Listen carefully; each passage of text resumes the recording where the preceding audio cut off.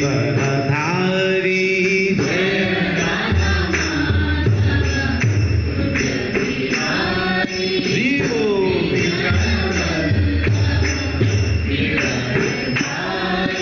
जय राधा माधव कुंज बिहारी गोपीजन वल्लभा गिरिवरधारी जय राधा माधव कुंज बिहारी गोपीजन वल्लभा गिरिवरधारी।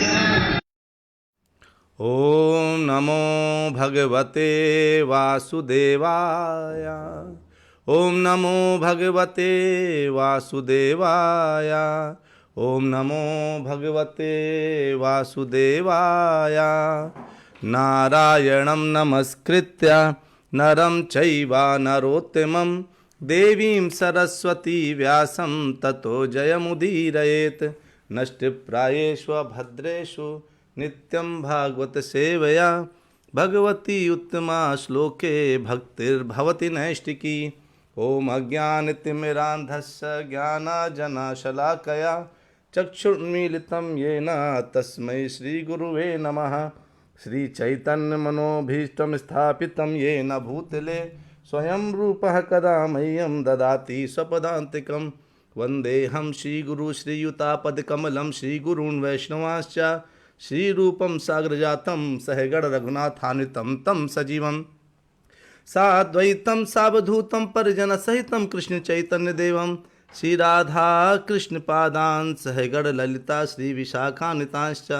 हे कृष्ण करुणा सिंधु दीनबंधु जगत्पते गोपेश गोपिका कांता राधा कांत नमोस्तुते। तप्त कांचन गौरांगी राधे वृंदावनेश्वरी वृषभानुसुते देवी प्रणमामि हरिप्रिये। वाञ्छाकल्पतरुभ्यश्च कृपा सिन्धुभ्य एव च पतितानां पावनेभ्यो वैष्णवेभ्यो नमो नमः। जय श्री कृष्ण चैतन्य प्रभो नित्यानंदा श्री अद्वैत गदाधर शिवास आदि गौर भक्तवृंदा। हरे कृष्णा कृष्णा कृष्णा हरे हरे हरे राम राम राम हरे हरे। हरे कृष्णा कृष्णा कृष्णा हरे हरे हरे राम राम राम हरे हरे। हरे कृष्णा कृष्णा कृष्णा हरे हरे हरे राम राम राम हरे हरे। हरे कृष्णा। कैसे हैं आप लोग? तो जो है शायद मेरा वीडियो शायद आपको नहीं दिख रहा होगा, लेकिन देखता हूँ शायद आ जाए। तो जो है आप लोग नियमित कथा में समय से आकर के बैठ जाते हैं, बहुत अच्छा लगता है ये, क्योंकि जो भागवत कथा है ना, ये देखिए जो आप मेरे पीछे प्रभुपाद जी देख रहे हैं, ये प्रभुपाद जी कौन है पता है? इन्होंने दिन रात जग करके हमारे लिए क्या किया है, हमारे लिए भागवत लिखी है, और किसी के लिए नहीं लिखा। जो ये बद्ध जीव है ना, इस कलयुग के जो बद्ध जीव हैं, उन बद्ध जीवों के लिए लिखा है ना। तो और हम सब अगर इस बात को समझ जाएं कि उन्होंने अपना रात खर्च करी है, दिन खर्च किया है, रात में केवल 2 घंटे सोते थे, और फिर जग करके पूरा भागवत का ट्रांसलेशन करना, और उसके बाद फिर ट्रांसलेशन करने के बाद फिर प्रचार प्रसार में लगना, भ्रमण इत्यादि में लगना, वो बहुत कार्य करते थे। और हमने उनके कार्यों को अगर हमको जरा सा ये याद हो जाए कि उन्होंने क्या किया है हमारे लिए, तो भागवत हमें बहुत उत्तम लगने लगेगी। और यही एक सच्चे भक्त की निशानी है जो दूसरों के लिए प्रयास करता है। देखिए, सब अपने अपने जीवन में खुश रह सकते हैं, आनंदित रह सकते हैं, अपने समय का उपयोग कर सकते हैं। कई लोग सोचते हैं कि प्रभु जी ओमकारेश्वर क्यों ऐसा बार बार सबको मैसेज डालते हैं, ज्वाइन करो, कथा सुनो। क्यों कहते हैं ऐसे? क्योंकि प्रभुपाद जी कहते हैं, क्योंकि भगवान कहते हैं ऐसा कहने के लिए। हमारा कर्तव्य है कि हम लोगों के लिए, लोगों से बोलें कि आप ये सुनो, ये करो, ये ज्वाइन करो, कथाओं को बोलो, जितना हो सके प्रचार प्रसार करो। ये हमारा कर्तव्य है, हम सब भक्तों का कर्तव्य है। तो इसीलिए लेकिन होता क्या है, लोग ये भी सोच सकते हैं जब कोई चीज़ मुफ्त में मिलती ना तो उसका उपयोग भी ऐसा लगता है जैसे अरे पता नहीं, शायद अपने किसी लाभ के लिए कर रहे हैं। हमारे पास कथा सुनने का अगर समय आधे घंटे नहीं है, तो कोई व्यक्ति अगर आधे घंटे कथा करने का प्लान कर रहा है, तो सोचिए उसको कितना तैयारी करनी पड़ती होगी। आपको जो भी चीज़ इस वीडियो में दिखता है वो सब कहीं ना कहीं से इसके पहले अरेंज किया जाता है। तो ये सब करने के लिए ताकि क्यों, ताकि आप उस चीज़ को ज़्यादा फील कर पाएँ। पहले मैं डायरेक्टली मोबाइल में क्या करता था कथा, फिर जो है ऐसा लोगों ने बोला, कुछ फीडबैक मिला कि थोड़ा सा श्लोका अगर आ जाते तो अच्छा रहता, तो उसको हमने प्रेजेंटेशन स्टाइल में देना शुरू किया। ये थोड़ा सा टफ पड़ता है, लेकिन तब भी हम मेहनत करते हैं। तो वही मैं चाहता हूँ कि सेम मेहनत सामने से भी प्रकट हो सामने से भी दिखाई दे। इसलिए प्रचार प्रसार करिए। ये कथाएं प्रभुपाद जी की वाणी हैं और कुछ भी इन कथाओं में नहीं है, ये प्रभुपाद जी की वाणी है। तो अभी हम लोग कहाँ चल रहे हैं? अभी हम लोग सब लोग किस युग में चल रहे हैं? द्वापर युग में चल रहे हैं। द्वापर युग में, और किस काल को देख रहे हैं? उस काल को जब युद्ध समाप्त हो चुका है, सब लोग जो है युद्ध करके जा चुके हैं, और इस समय विदुर जी उद्धव जी से मिले हैं, और उद्धव जी से मिलकर उन्होंने एक बात बोला है कि जो है किस तरह से आप हमें सबके बारे में बताइए, भगवान कृष्ण कैसे हैं, बलराम कैसे हैं, ये सब हमने सुना था। ये पहले चैप्टर में, और पहले श्लोक चैप्टर से ही लोगों ने क्या किया है कि हमें जो श्लोक मैंने बोले थे, 3 लोगों श्लोक मेरे पास आए, एक चैतन्य प्रभु जी का, राधा माता जी का और संतोषी माता जी का। तो जिस फ्लो में आया मैं उसी फ्लो में दिखा देता हूँ आपको। तो आप लोग उसको ध्यान से सुनिए, देखिए उन सब का प्रयास है, तो श्लोक धीरे धीरे बोलते रहेंगे तो पूरा सीख जाएंगे। हरे कृष्णा। ये थोड़ा वीडियो थोड़ा सा टेढ़ा हो गया है। 3.1.42 सोहम हरेर्मर्त्य विडम्बनेन दृशो नृणं चालयतो विधातु नन्योपलक्ष्य पदाविं प्रसाद चरामि पश्यन् गत विस्मयोत्र। तो बहुत बहुत धन्यवाद चैतन्य प्रभु जी। हरे अब राधा कृष्णा माता जी का अनुप्रिय। वीडियो सीधा है। श्रीमद् भागवतम का 3rd स्कंद का 1st चैप्टर का लास्ट श्लोक मीन्स 45 श्लोक। तस्य प्रपन्नाखिललोकपानाम् अवस्थितानाम् अनुशासने स्वे अर्थाय जातस्य यदसोजस्य वार्ता सखे कीर्ते। हरे कृष्णा। अब संतोषी माता जी भागवतम 1.3 का वीडियो ऑफ क्यों दिख रहा है?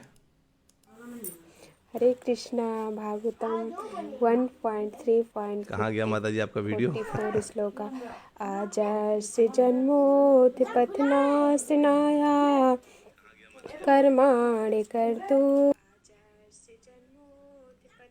मैं एक बार जरा वीडियो देखता हूँ, एक वीडियो एक बार इनका फिर से कॉन्फ़िगर करके।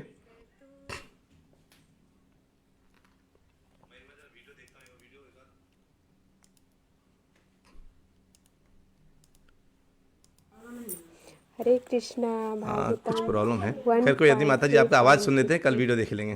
अभी आप और भेजिएगा।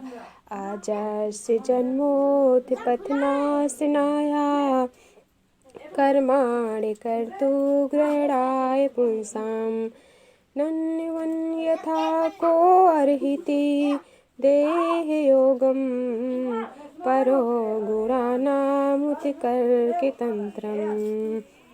अर्थ भगवान का प्राकट्य दुष्टों का संहार के लिए होता है, उनके कार्य दिव्य होते। हरी बोल। तो जो है इस तरह से हम सब ने सुना कि किस तरीके से संतोषी माता जी ने और चैतन्य प्रभु जी ने और राधा माता जी ने अपने प्रयास किए, और ये बहुत उत्तम प्रयास हैं। हम सबको ये प्रयास करने चाहिए। देखिए जब हम धीरे धीरे करके श्लोक बोलना शुरू करते हैं, लोग आते हैं, लोग धीरे धीरे सुनेंगे। आप एक प्लेटफॉर्म में बोलेंगे तो आपकी आदत पड़ जाएगी श्लोक बोलने की। कल को आप कथाएं करेंगे तो वो एक कथा करने की आदत पड़ जाएगी, है ना। सब कुछ हम जो, और तो गौ गोविंद सेवा यही चाहता है कि आप सब लोग जो है सब कुछ करना सीखें। तो आप लोगों ने एंजॉय किया इसको? अगर एंजॉय किया तो हरी बोल बोलिए, ताकि हम ऐसे और एक्टिविटी को। अच्छा, आप सब ने पहले से हरी बोल रखा है, हरी हरी बोल।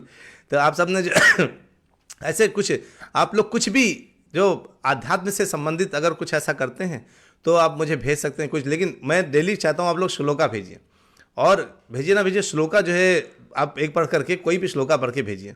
तो चलिए आज चलते हैं 3.2.4 में। तो 3.2.4 है हमारा कुछ, इसका अगर आप देखेंगे, इसको मेरे साथ गाइए। जब आप गाएंगे ना तो आपको जो है आइडिया लगेगा कि हमें किस तरह से गाना चाहिए। समुहूर्तमभूतूष्णीं कृष्णांगघ्रिसुधया भृशं तीव्रेण भक्तियोगेन निमग्नः साधु निर्वृतः। आप अलग अलग धुन से गा सकते हैं। सा मतलब वह माने उद्धव जी, मुहूर्तम क्षण भर के लिए, अभूत हो गया, तूष्णी मौन, कृष्ण अंगघ्रि यानी भगवान के चरण कमल के, सुधया अमृत से, भृशम सुपक्व, तीव्रेण अत्यंत प्रबल, भक्ति योगेन भक्ति द्वारा, निमग्न डूबे हुए, साधु उत्तम, निवृत्त प्रेमपूर्ण। देखिए शिला प्रभुपाद जी ने जग जग करके हमारे लिए एक एक शब्द का संधि विच्छेद किया है। तो क्या कहते हैं कि जब इनके कानों में ये प्रश्न पड़े विदुर जी द्वारा, तो क्या हुआ, अचानक वो मौन हो गए और वो मौन होकर के उन्होंने अपना पूरा ध्यान भगवान की लीलाओं पे लगाना शुरू कर दिया। जब भगवान की लीलाओं में उनका ध्यान लगा तो उनका शरीर हिला डुला तक नहीं, वो बिल्कुल शांत खड़े हो गए। वे भक्ति भाव में भगवान के चरण कमल के स्मरण रूपी अमृत में पूरी तरह निमग्न हो गए और उसी भाव से वे गहरे उतरते दिखने लगे। देखिए जब जो है क्या होता है, जब कोई हमसे प्रश्न पूछता है तो जो है अगर मान लीजिए वो हमारे बहुत प्रिय का किसी ने प्रश्न पूछ लिया है, कि जैसे आपको मान लीजिए आपका कोई बहुत पुराना जानने वाला रहा हो, अचानक आपसे उसके बारे में प्रश्न पूछ लिया गया हो, तो आपके हृदय में उसके लिए एक अद्भुत, एक बड़ा ही उत्तम विचार पैदा होगा और आप सोचना शुरू कर देंगे मैं शुरू कहाँ से करूँ। तो यहाँ पर ये स्थिति किसके समय, ये स्थिति इस समय है जो है उद्धव जी की, जिस समय वो बैठे हैं और वो पूरे भक्ति भाव में डूब चुके हैं और डूबते जा रहे हैं और गहरे पानी में डूबते जा रहे हैं। यानी भक्ति एक वो गहरा पानी है जिसमें अगर व्यक्ति एक बार उतरना शुरू करता तो उतरता रहता है। अब वो जो है जब उतर रहे हैं, वो डूब रहे हैं, तो उनके उस डूबने के समय पर वो कौन फील कर सकता है। कुछ लोग उसको बोलेंगे अरे ये तो नौटंकी करता है, कई लोग अच्छी भक्ति करते हैं तो लगता है अरे ये तो नौटंकी, वो तो ड्रामा कर रहा है, कोई दिक्कत नहीं है ना, ये तो बस दिखाने की दिखावा है और कुछ नहीं है। तो अगर वो दिखावा कर रहे हैं तो आप बताइए, क्या आप लोग सोचते हैं कि अगर कोई भक्त अगर रो रहा है तो क्या वो दिखावा कर रहा है? बताइए पुनीति माता जी, गायत्री माता जी, आप लोग बोलिए, क्या वो दिखावा कर रहा है? अगर वो जो है, अगर कोई भक्त रो करके हरि नाम जप कर रहा है तो क्या उसके रोना उसका दिख रहा है, दिखता है क्या कि रो रो करके केवल दिखावा करता है? नहीं नहीं, ऐसा नहीं, वो दिखावा नहीं करता है, वो भावों में डूब करके दिखावा, भाव में डूब जाता है और उसमें उसका एक्ट निकल जाता है। केवल भक्त इसको समझ पाते हैं।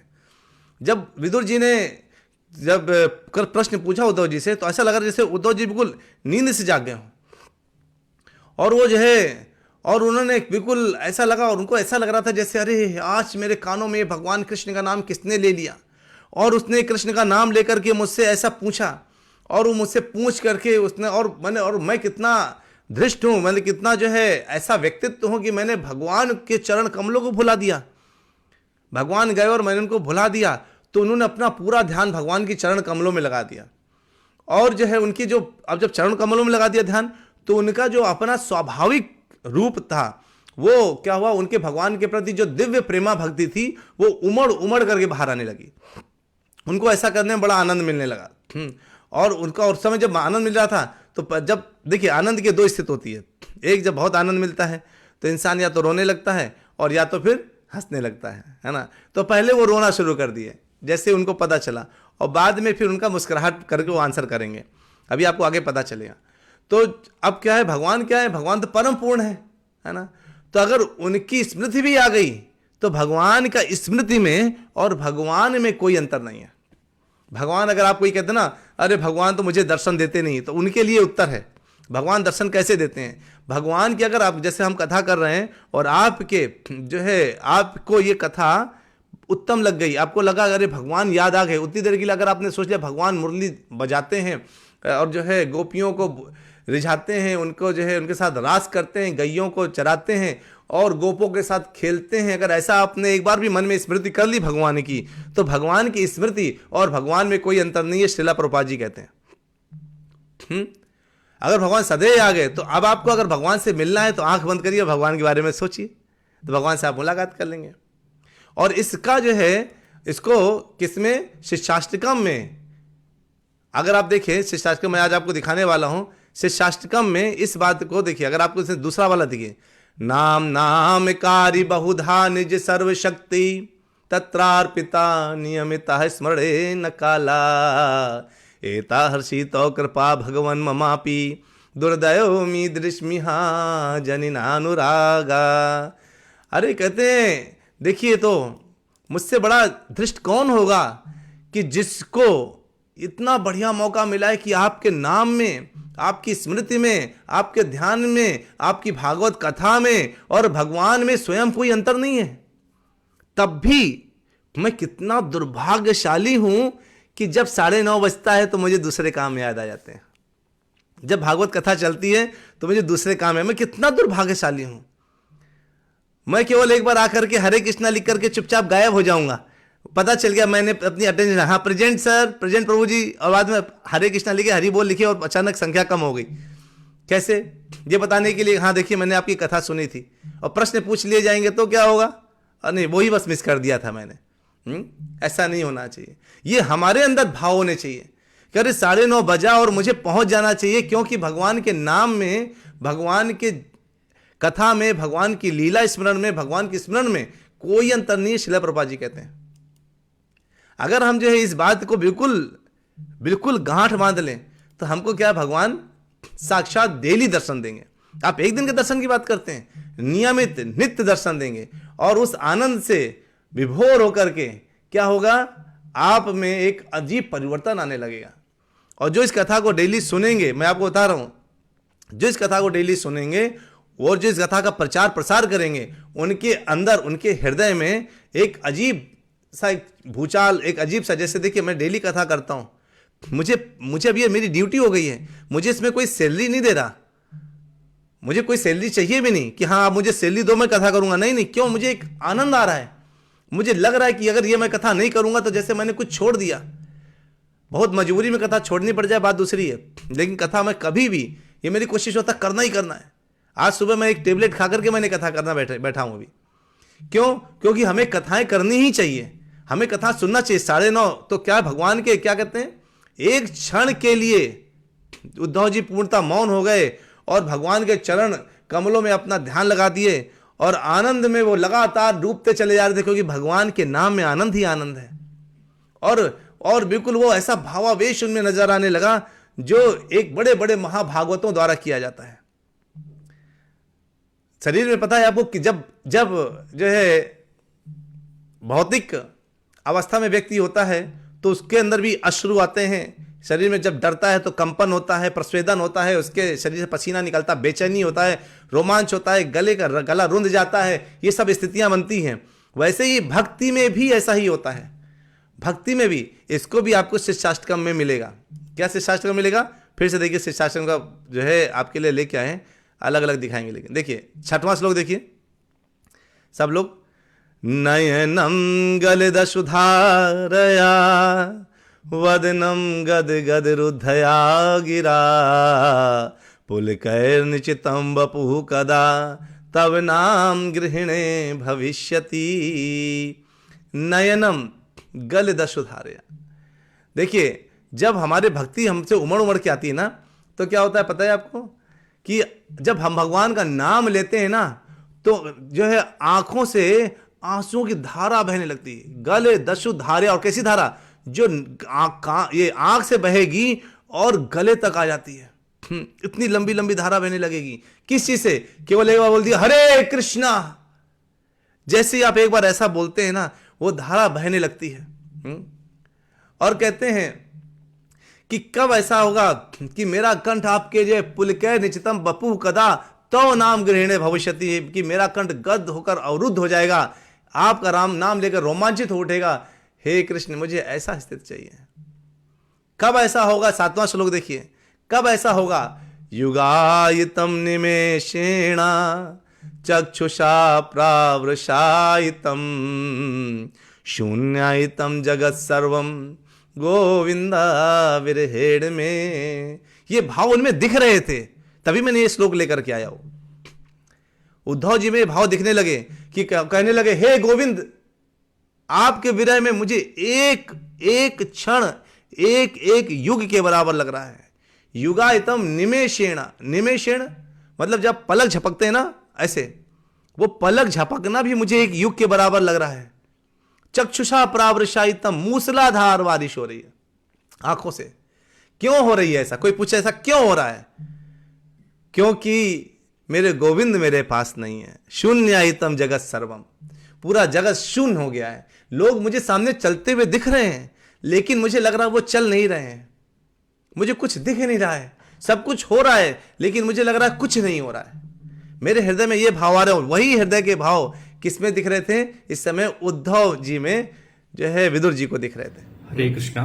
तो जो है कहते हैं कि जब भगवान की हम भक्ति को पूर्ण रूप से करते हैं, भगवान की भक्ति को बहुत अच्छे ढंग से सुचारू रूप से चलाते हैं, तो हमारे शरीर में अनेकों प्रकार के चेंजेस आ जाते हैं, परिवर्तन आ जाते हैं।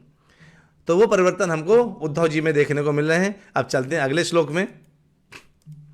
अगला श्लोक क्या है? 3.2.5 आप लोग बहुत भाग्यशाली हैं, बहुत भाग्यशाली हैं। मैं आपको बता रहा हूं, आप लोग बहुत भाग्यशाली हैं जो पहले तो आप मेरी बात मानते हैं, और दूसरा भाग्यशाली क्यों मेरी बात मानते हैं? मैंने क्यों बोला? क्योंकि मैं केवल और केवल आपसे एक ही बात बोलता हूं, गौ और गोविंद की सेवा करने का काम कर रही है। केवल और केवल एक ही कार्य, दूसरा कार्य करने की आवश्यकता नहीं है। हमें 100 लोग ऐसे नहीं चाहिए जो लोग केवल बस दिखावे का काम करें। हमें 10 लोग ऐसे चाहिए जो सच में मजबूत हो, क्योंकि एक एक व्यक्ति 1-1 लाख के बराबर होता है। अगर वो अपने में आकर के भगवान के नाम पे लग जाए तो एक एक व्यक्ति 1-1 लाख के बराबर होता है ना। तो अब इस श्लोक को देखते हैं और ध्यान से श्लोक को पढ़ने का प्रयास करिए। पुलको बिना सर्वांगो मुच्चन्मील दृशा शुचः पूर्णार्थो लक्षितस्तेना स्नेह प्रसर संप्लुतः। कहते हैं पुलक उद्भिन्न यानी दिव्य भाव के शारीरिक परिवर्तन, सर्वांग शरीर का हर भाग, मुच्चन लेपते हुए, मीलत खोलते हुए, दृशा आंखों द्वारा, शुच शोक के अश्रु, पूर्ण अर्था पूर्ण सिद्ध लक्षित, इस तरह देखा गया। तेन विदुर द्वारा स्नेह प्रसर विस्तृत प्रेम संप्लुप्त पूर्ण रूपेण स्वात्मीकृत। कहते हैं विदुर ने देखा कि उद्धव में संपूर्ण भावों के कारण समस्त दिव्य शारीरिक परिवर्तन उत्पन्न होने लगे। उनको उनके शरीर में कंपन दिखने लगा, अश्रु दिखने लगे, और वो जो है उनका गला रुंध, जब बोलना चाह रहे तो गला रुंध रहा है। उनके शरीर में रोमांच भर गया भगवान का नाम सुनते ही, और बेचैनी होने लगे। कहाँ गए, कहाँ गए मेरे गोविंद, कहाँ गए? ऐसा बेचैनी दिखने लगी। ये सब उनके जब नजरों में, जब आंखों के सामने दिखने लगा, तो उन्होंने अपनी आंखों के विछोह के आंसुओं को पोंछने डालने का प्रयास किया। आंसू बह रहे हैं और वो पोंछने का प्रयास कर रहे हैं। इस तरह से विदुर जान गए कि उद्धव ने भगवान के प्रति गहन प्रेम की पूर्ण रूपेण आत्मसात कर लिया है। जब हम भगवान के प्रति या किसी भी व्यक्ति के प्रति जब हम गहन प्रेम करते हैं ना, बहुत प्रेम, तो उनकी बात सुनते ही हमारे आंखों से आंसू आ जाता है। ये परम भक्ति की लक्षण है। तो आप कहेंगे प्रभु जी हमारा तो नहीं होता, हम तो पूरी कथा सुन जाते हैं लेकिन तब भी हमारे हृदय में कोई भी परिवर्तन नहीं आता, तो क्या करें? तो एक ही काम है, भगवान के विषय में सोचिए, अपना दृढ़ संकल्प करिए। आपका ये जो भागवतम का जो आधे घंटे का कथा है ना, ये कोई साधारण कथा नहीं, असाधारण कथा हो रही है। इसको हमें अपना शरीर का एक दिन का, एक दिनचर्या का एक हिस्सा मानना चाहिए। जैसे आप खाना बनाते हैं तो खाना बनाना एक दिन का हिस्सा है ना। अगर आप बच्चों को पेट नहीं भरेंगे तो क्या होगा? बच्चे घर छोड़ के चले जाएंगे ना। वैसे ही आत्मा का पेट भरना जरूरी है, और ये आत्मा की खुराक ये कथाएं हैं। भगवान का नाम है, भगवान की स्मृति है, भगवान का नाम है, प्रचार है। ये भगवान इस आत्मा की खुराक है। अगर इस आत्मा की खुराक नहीं देंगे ना तो सूख जाएगी, मर जाएगी। तो हमारे जो नियमित हम जो कार्य करते हैं, आप नहाने में समय देते हैं, फ्रेश होने में समय देते हैं, खाना बनाने में समय देते हैं, टीवी देखने में समय देते हैं, बच्चों से बात करने में समय देते हैं, वो 24 घंटे का उपयोग बहुत चीज़ों में करते हैं। तो जब सब चीज़ों में उपयोग कर रहे हैं तो क्यों ना हम एक ये सोचे मेरे 24 घंटे नहीं, मेरे पास 23.5 घंटे हैं और मुझे आधे घंटे इन कथाओं को देना है। क्यों नहीं सोच सकते हम?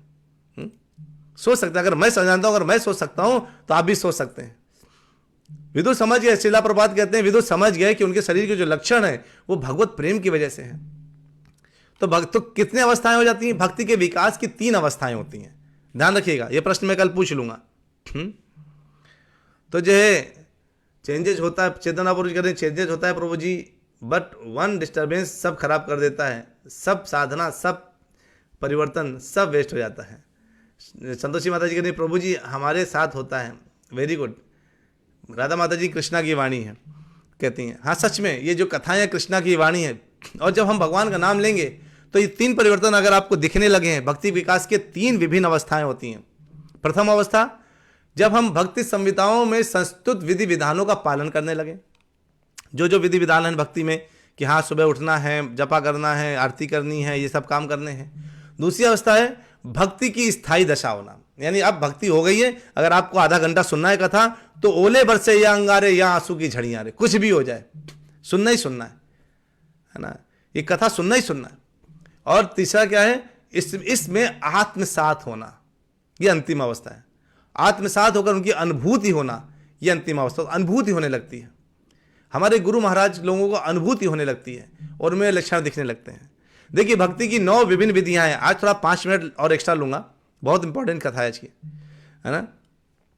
तो कहते हैं भक्ति की 9 विभिन्न विधियां हैं, उन विधियों में कोई भी व्यक्ति किसी भी विधि में आ सकता है। तो चलिए मैं आपको दिखाता हूं जो विधि कौन सी है, ठीक है, वो विधि दिखा देता हूं आपको।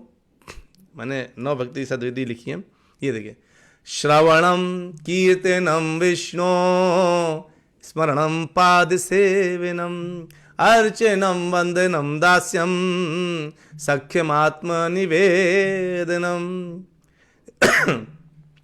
किसने किसने क्या क्या फॉलो किया वो भी आपको इसमें देखने को मिलेगा। श्रवण किसने किया, परीक्षित महाराज ने। परीक्षित महाराज ने केवल सुना, कैसे रूप में, जैसे आप सुन रहे हैं, भागवत के रूप में सुना। और कहते हैं जो ये श्रवणम, यानी परीक्षित महाराज ने कैसे श्रवण किया, श्री सुखदेव गोस्वामी के मुख से। और आप भी सुखदेव गोस्वामी का ही कंटेंट सुन रहे हैं, इसलिए एक प्रकार से आप सोचिए मैं तो केवल लाउड स्पीकर की तरह बोल रहा हूँ।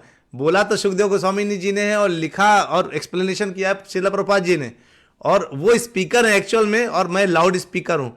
लाउड स्पीकर होता है ना जो आवाज़ जिससे आती है, लेकिन बोले वो बोल रहा है क्या, नहीं, बोलने वाला कोई और है, तो मुझे लाउड स्पीकर मानिए, मैं उनकी वाणी आपको बता रहा हूँ।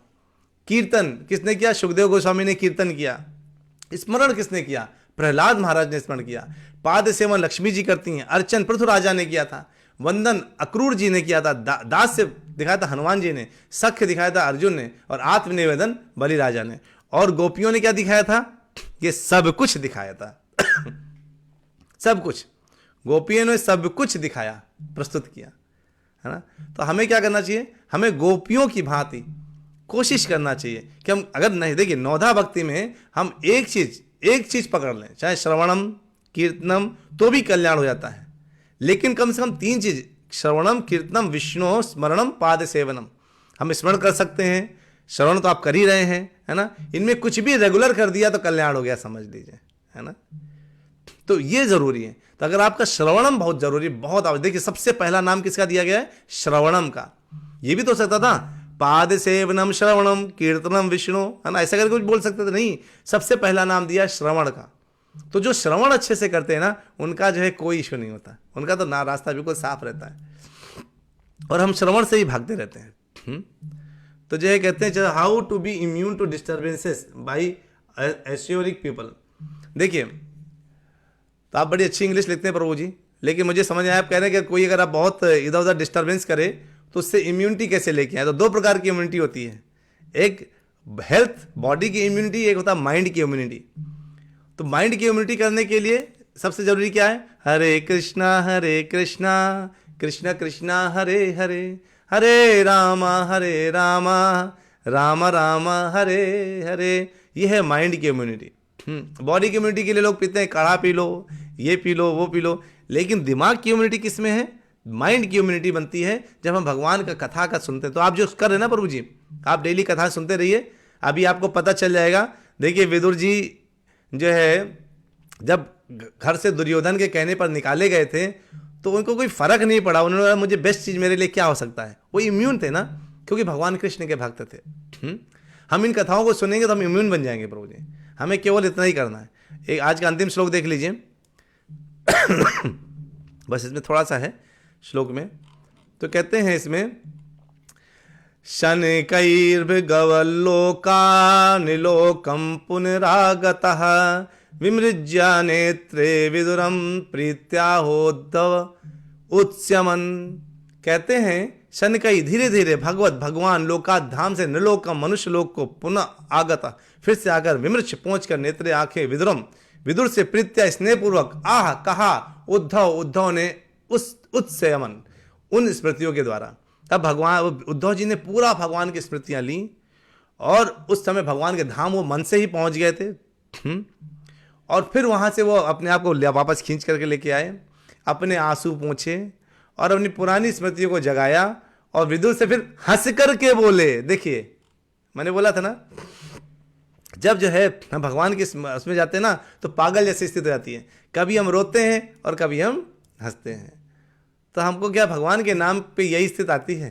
तो कहते हैं कि जो है जब सब कुछ जब भगवान का जो है नाम ध्यान चिंतन होने लगता है ना, तो क्या होता है हमें बाह्य स्थिति में कुछ भी हो रहा है हमें फर्क नहीं पड़ता। यही है प्रभु इम्यूनिटी का सबसे बड़ा संदेश कि कैसे इम्यून होंगे, सबसे बड़ा तरीका। यानी कहते हैं राधा माता जी कह रहे हैं ऐसे लोगों को इग्नोर करो। हाँ, इग्नोरेंस अपने मन से आ जाएगा। जो भगवान के भक्त नहीं उनको आप इग्नोर करने लगेंगे। तो जो है शुद्ध भक्त जो क्या करता है, पूरी तरह शारीरिक स्तर पर नहीं रहता, वो तो परमात्मा के दिव्य विचार में निमग्न रहता है। और जो है क्या होता है, जब विदुर जब सोच रहे थे दिव्य विचार में तो भगवान के धाम पहुंच गए, फिर अपने आप को खींच करके वापस लेके आए और मुस्कुराते हुए उनसे बोलते हैं। अब मुस्कुराते हुए उनसे क्या बोलते हैं ये हम सुनेंगे कल के दिन, है ना। तो जो है आप लोग कोशिश करिए कि अपने श्रवणम को जारी रखिए, ज़्यादा से ज़्यादा लोगों तक इस बात को पहुंचाइए। और राधा माता जी आपका बहुत बहुत धन्यवाद, आपने अपना आधार कार्ड मेरे साथ शेयर किया और मैं आपको जो है एक छोटा सा पेज भेज दूंगा जिसमें आप जो है ऑफिशियली गौ गोविंद के पार्ट बन जाएंगे। और मैं आप सबसे अनुरोध करता हूं जितने लोग बैठे हैं यहाँ पर, कृपया सब लोग आधार कार्ड भेज दीजिए ताकि मैं उसमें नाम करेक्ट लिखूं। और हम लोग जो है क्या करेंगे, वो सब लोग गौ गोविंद के, देखिए कुछ लोग बोलेंगे कि प्रभु जी हम तो इस्कॉन के पार्ट हैं ही। देखिए क्या होता है, जैसे आप कभी डेली दाल खाएं तो कभी कभी पनीर खाइए, कभी डेली पनीर खाएं तो कभी दाल भी खा लीजिए। अगर आप शर्ट पहनते हैं तो उसके साथ कभी टोपी पहन सकते हैं, नहीं भी पहन सकते, है ना।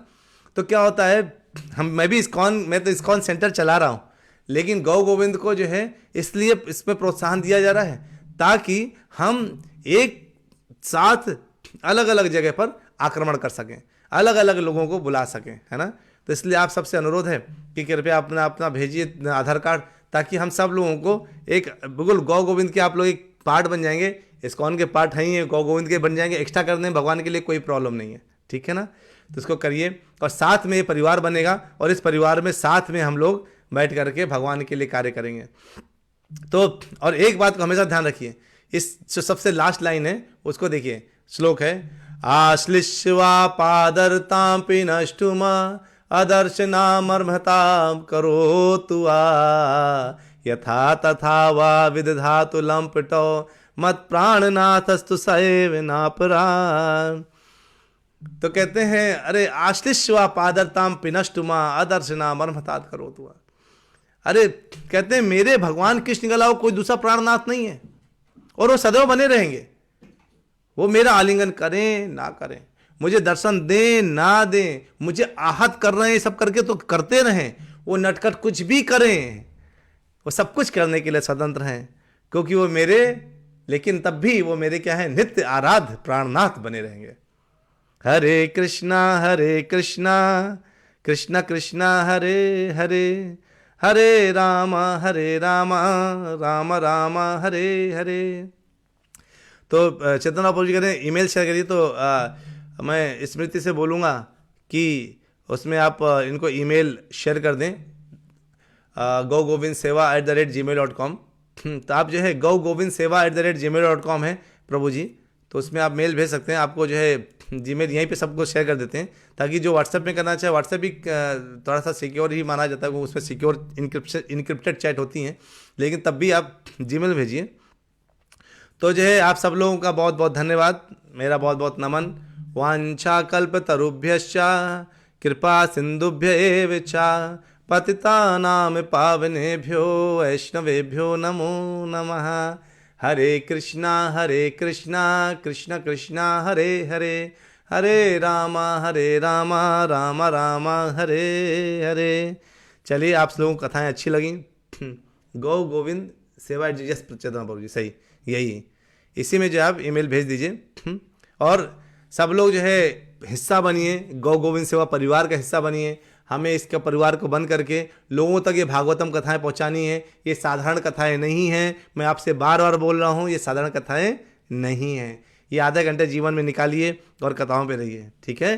हरि बोल, हरे कृष्णा। मिलते हैं कल ब्रेक के बाद फिर से जो है एक नए श्लोकों के साथ कि उद्धव जी ने क्या कहा विदुर जी को। बहुत अच्छे अच्छे श्लोक आगे आएंगे, बहुत अच्छे अच्छे आएंगे, तो उनको छोड़ने लायक नहीं है। लोगों को खींच करके लाइए, बार बार बोलिए, एक बार में नहीं आएगा दोबारा बोलिए, दोबारा में नहीं आया तो तिबारा बोलिए। शिक्षा गुरु का यही काम है, मार्गदर्शक गुरु का यही कार्य है कि मार्गदर्शक करते रहिए, बुलाते रहिए, ठीक है? हरि बोल, हरे कृष्णा।